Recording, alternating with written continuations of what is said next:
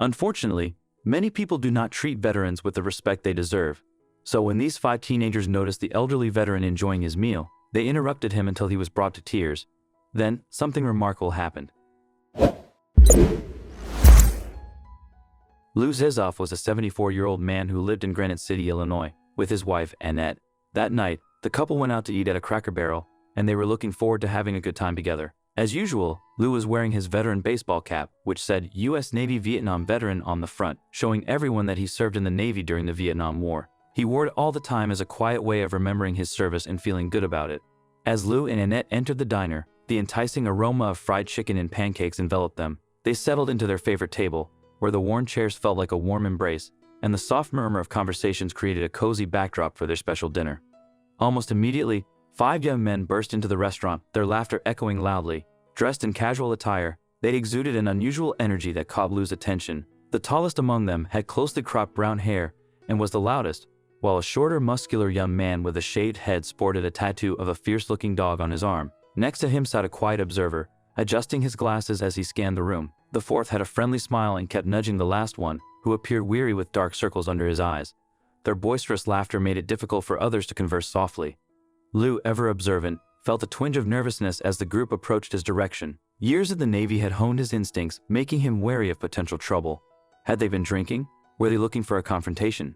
He instinctively touched his wedding ring, finding comfort in its familiar presence. The young men settled at a nearby table, their laughter fading into hushed tones. Yet Lou sensed their eyes on him. When their gazes met briefly, one young man's eyes widened in surprise before he quickly looked away. Lou frowned, uncertain of their intentions. He had hoped for a peaceful dinner with Annette, but unease crept in. Unbeknownst to him, the young men had noticed his veteran's cap and were planning to make this an unforgettable evening. After some deliberation, Lou and Annette ordered fried cod, accompanied by a sigh of respect. Just as they began to enjoy their meal, one of the young men approached their table. Lou braced himself, thinking they had been sizing him up. He couldn't shake the feeling that they were drawn to him for a reason, and despite his age, he was determined not to back down easily. As the first young man approached his table, Lou stood up until he was eyeball to eyeball with him. He was the short, strong-looking one of the group, the one with the dog tattoo on his arm. Annette subtly tapped Lou on his arm and hinted at him to be gentler. But Lou was not standing down. Since these young men had come in, they had been disturbing him with their looks and stares. Now, one of them had come to confront him at his table. Lou might be old, but he felt he could take the young man on without any help. After all, he had been a serviceman for as long as he could remember. When Lou was the young man's age, he had just recently graduated from high school. Lou was born in Granite City and attended Granite City High School, where he first met the love of his life, Annette. They were deeply in love and dreamed of a future together, but those dreams had to be put on hold because Lou had to figure his life out. Being the son of immigrant parents from Macedonia, Lou had little to no steady economic footing. There was no money for him to go to college and get a good job in the future, so to support his family, Lou had to start earning a living right away. The quickest way to do that was to sign up for the military. But Lou was not after a paycheck. He wanted to truly serve his country, which he called his own. When he enlisted in the Navy at 18, he was eager to see the world and make a difference. As he went on his first tour, Annette waved from the dock as Lou's ship sailed away. Macedonians didn't give their kids middle names, so this meant Lou did not have one. This made things a bit difficult and funny in the Navy, as he always had NMN, no middle name, in parentheses in the middle of his name on all documents. But serving his country in the Navy came at a price. Apart from not seeing his family for long periods, it affected his friendships and relationships. Lou was always stationed on ships for long stretches of time, and sometimes he would be at sea for almost a year. The distance began to strain their relationship, as back home, Annette felt alone. Her family began to worry about her future with a sailor who was always gone, so they pressured her to consider other options closer to home. One day, Lou came back from a tour to see what would turn his world upside down. He returned to find that Annette was pregnant and about to marry someone else. The pressure from her family and the long periods of Lou's absence had driven her to this heartbreaking decision. Lou was heartbroken. The life he had envisioned with Annette had slipped away like sand through his fingers.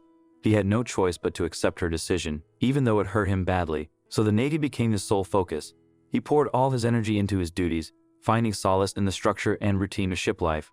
For the next 14 years, from 1959 to 1963, Lou served on various Navy ships during the Vietnam War. He was a petty officer second class and served on the aircraft carrier U.S. Coral Sea in 1961 and 1962. He was designated a parachute rigger, but served as a plane captain on the carrier, responsible for the plane from pre-flight checks until it returned to the ship. After trying his hand at different businesses and ventures, he realized he found his true purpose only in serving. Lou got married, had a son, and spent 32 years as a police officer. He became a detective for the SIU police force in the 1970s and later worked in court security with the U.S. Marshals Service. Finally, in 1996, he decided to retire and enjoy his golden years.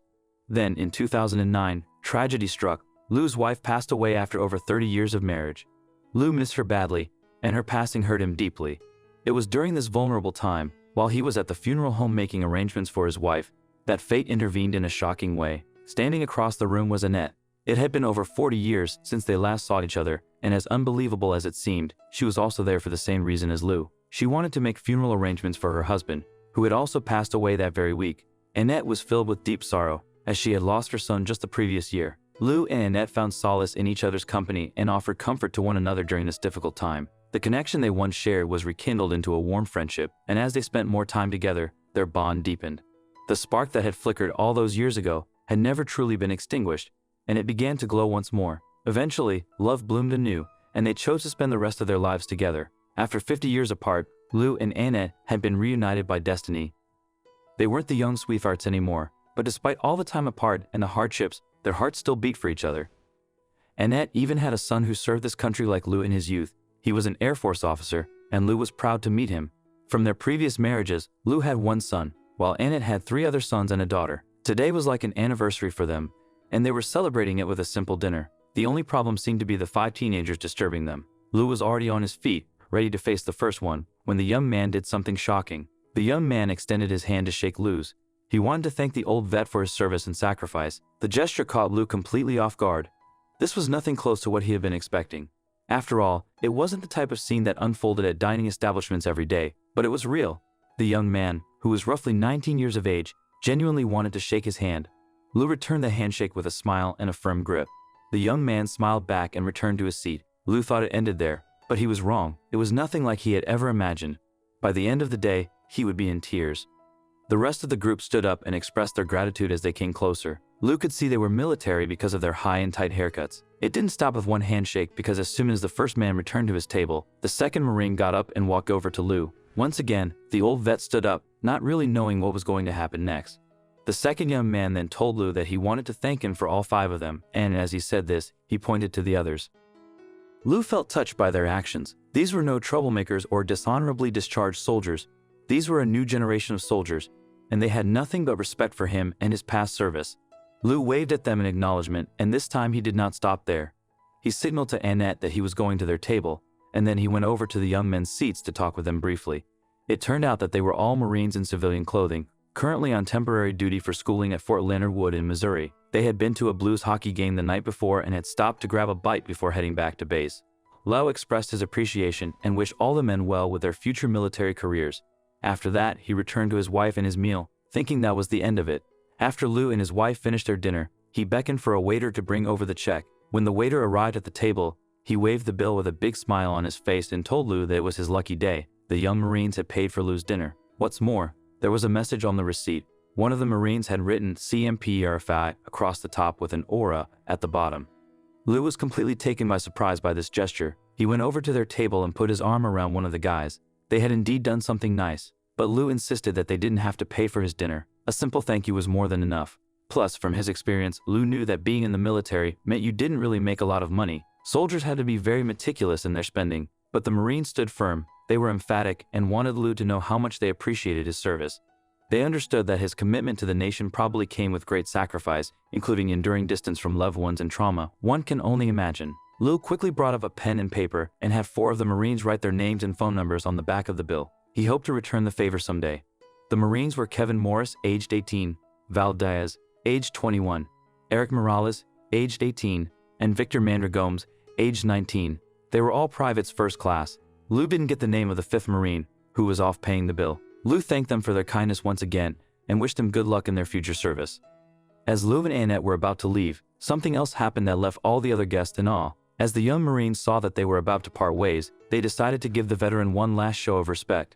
While Elijah was paying off the bill, the other 4 walked up to Lou's table and extended their hands to shake the veteran's hand one last time. As they did, Lou began to tear up, but as expected, that was not all. Each of them thanked him and hugged him one by one. This time, Lou could not hold it back. Tears started dropping from his eyes. The Marines filed in front of his table and stood in line. After each one of them shook and hugged him, they walked to his right. The atmosphere in the restaurant, which had once been noisy and chatty, was now replaced with an unusual quiet as the patrons watched the Marine's orderly conduct.